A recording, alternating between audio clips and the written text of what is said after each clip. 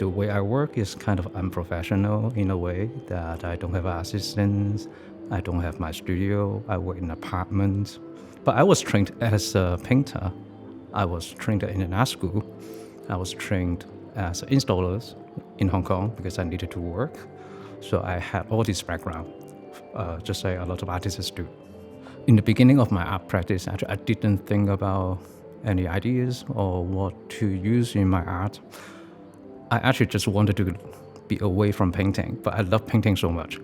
So I was looking for a way to continue my so-called creative life. And then I realized that my paintings back then looked like daily objects. And then after doing a few shows, I realized that I can incorporate daily objects in my practice. And then I realized that even later on, that in a space, the space itself is ready-made. So in a way, my paintings are ready-made, objects are ready-made. And then later on, I realized that I am also ready-made because I'm socially constructed.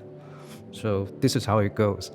But it wasn't my initial idea to develop or to work in a so-called related to certain issues about daily life or daily objects. It wasn't my idea, so it just happened spontaneously.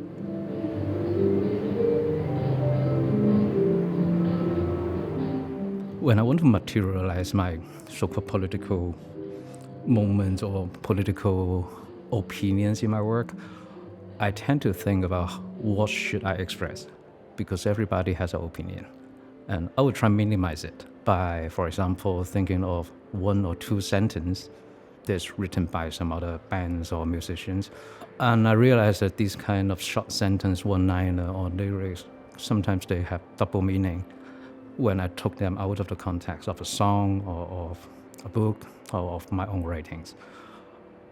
I think this could be very political because if people cannot have a choice, that means it is related to politics. And then since then, I try to incorporate different objects, but those objects, they don't carry any political messages. But then I put them into context. For example, a political exhibition.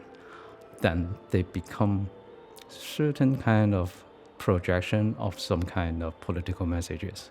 So I always like to play around between yes and no, or play around in the gray area to so-called convey my political messages and try to materialize them, not as a lot of artists do, like political art. I never make political art, but I want to make art politically.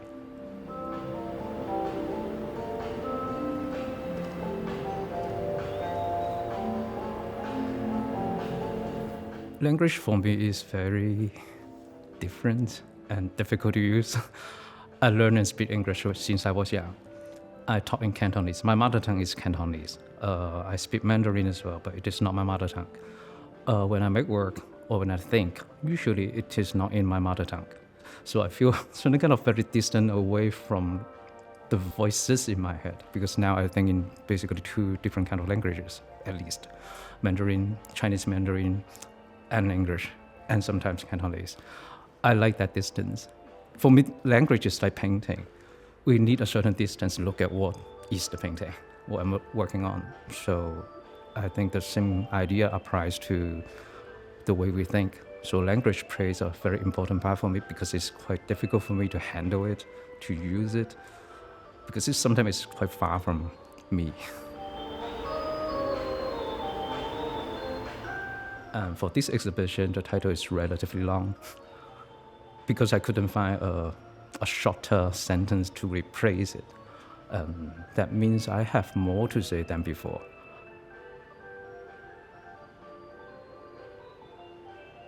I really don't like spotlight. So in the very beginning, I start to install my shows without the spotlights. So I have to look for a way to provide some light source. And then I also realized that every space has different personality, characters, or context and background. Then I start to work with the space. For me, installing a show is like decorating a space. So it's not like I want people to see my work. I want my work merged into the space. And then I realized again that I enjoy so much. because I kind of disappear in the space. I walk around in the space, just like I have a walk outside in the mountain or by the river.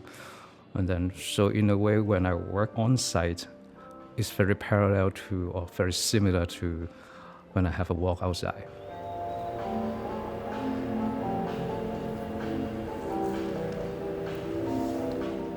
I didn't make a lot of works before I come to install the show here.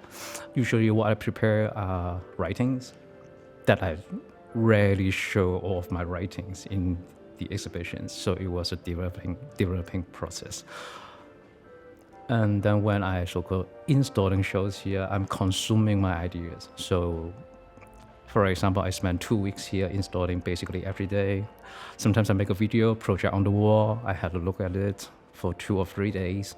And I was like, in the beginning of that projection appear in front of me, it was like, wow, amazing, I'm a genius. I do have that feeling sometimes. But after 5 hours or 2 days later, I was like, no, that's just too smart. So I would take it away or re-editing the video again. Since I changed the video, for example, then I might add some sentences or lyrics from my notebook that I wrote down a lot of things in it. And then I might brought away by one of the keywords to put another object in the other corner of the space that I actually don't have any logical or rational reason for that. Then since I put an object in a corner, then I might project another projection and then a new video in another corner. That's how I develop the show. And then I will take away another piece of work again. So it is the process.